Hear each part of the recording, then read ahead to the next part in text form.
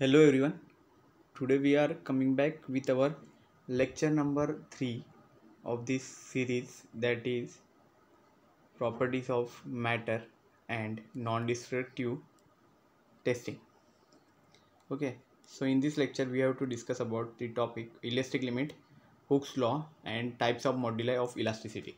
Okay, so first of all, elastic limit and Hooke's law. Okay, तो ये चीज़ हम देखेंगे. इलास्टिक लिमिट पहले देखते हैं क्या है. ओके, इलास्टिक लिमिट हमने लास्ट लेक्चर में भी डिस्कस किया था. ओके, सो देखो क्या देता है कि हम डिफॉर्मेशन कर सकते हैं. ओके, किसी भी बॉडी पे, तो वो डिफॉर्मेशन एक पर्टिकुलर लिमिट तक होना चाहिए, तो वो इंटरनल रिस्टोरिंग फोर्स आके वो वापस पहले जैसे ओरिजिनल शेप में आएगा. ओके, तो वो जो लिमिट है उसी को इलास्टिक लिमिट बोलते हैं. वैसे तो डेफिनेशन उसका पर्टिकुलर देखते हैं. The stress corresponding to the limiting value of a load which when applied and subsequent release does not produce permanent deformation is called as elastic limit. मतलब क्या है, देखो जो एक स्ट्रेस है पर्टिकुलर लिमिट तक, एक लोड जो हम अप्लाई करेंगे उसके पर्टिकुलर लिमिट तक एक स्ट्रेस हम अप्लाई करेंगे, विच व्हेन अप्लाइड, जब भी हम अप्लाई करेंगे, एंड सब्सिक्वेंट रिलीज, और उसके बाद हम रिलीज कर देंगे, मतलब निकाल देंगे, वो फोर्स निकाल देंगे. ओके, जो लोड अप्लाई किया है वो, and does not produce permanent deformation, और वो परमानेंट डिफॉर्मेशन वहाँ पे प्रोड्यूस नहीं करेगा, उसी को बोलते हैं इलास्टिक लिमिट. मतलब एक वो जो लिमिट है, स्ट्रेस जो अप्लाई करने की एक लिमिट है, उस लिमिट को ही एक्चुअली इलास्टिक लिमिट बोलते हैं, कि जिसके बाद परमानेंट डिफॉर्मेशन उसमें होना नहीं चाहिए.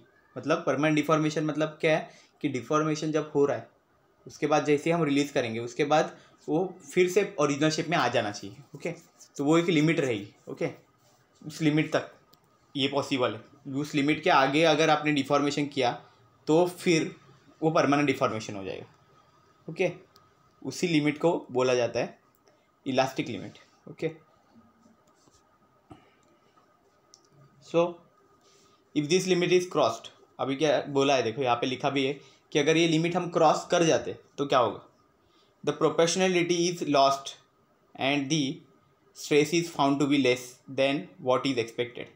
तो यहाँ पे क्या होगा, जो प्रोपोर्शनलिटी जो था, स्ट्रेस इज स्ट्रेन, वो पूरा लॉस हो जाएगा वहाँ पे, और जो स्ट्रेस रहेगा यहाँ पे वो कम हो जाएगा. ओके, एक्सपेक्टेड जितना रहेगा उससे कम हो जाएगा. And intramolecular structure of body collapses. Okay, और मतलब बॉडी के अंदर जो मॉलिक्यूल्स है, मॉलिक्यूल्स के बीच में जो एक स्ट्रक्चर है, वो स्ट्रक्चर पूरा कोलैप्स हो जाएगा. ओके, तो ये चीज़ हो जाएगी अगर इलास्टिक लिमिट को हम अगर क्रॉस कर गए तो. ओके, नेक्स्ट देखते हैं. हुक्स लॉ हमें देखना है अभी. हुक्स लॉ देखो क्या है. तो Hooke's name of this scientist. Okay, Hooke. Okay, उसने अभी जो लॉ दिया है इसके लिए, वो लॉ देखो क्या है.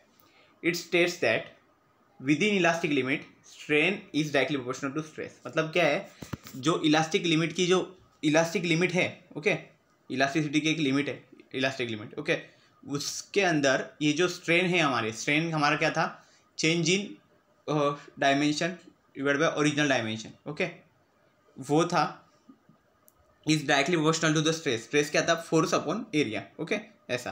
तो strain is directly proportional to stress, ऐसा है. Okay, so strain equal to, तो अभी क्या, अभी डायरेक्टली प्रोपोर्शनल टू साइन, ये प्रोपोर्शनलिटी साइन हमें निकाल देना है, तो यहाँ पे कुछ तो कांस्टेंट डालना पड़ेगा.